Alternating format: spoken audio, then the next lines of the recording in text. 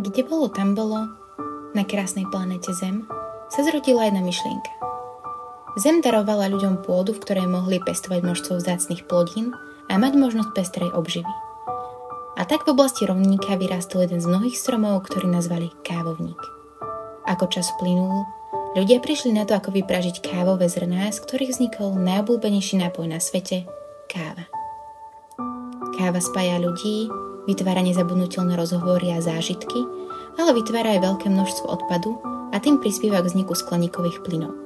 Denne sa vyprodukuje až 18 000 tón takéhoto odpadu. Nechceme ale káve a samotnej planéte napísať lepší koniec príbehu? Ahojte, moje meno je Vanessa a spolu s Tamarou sme založili projekt Kofand, v ktorom kávovému odpadu dávame druhý život. Kávový odpad je surovina s vysokým potenciálom a preto sme sa rozhodli z nej vytvoriť niečo hodnotné a prospešné.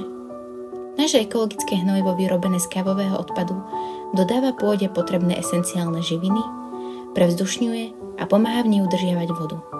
A keďže príbeh každej dobrej kávy začína v pôde, chceme, aby tam aj skončil. Káva zmenila históriu ľudstva a my v Kofante meníme jej budúcnosť. Poďte spoločne s nami vytvoriť o zrnko lepší svet.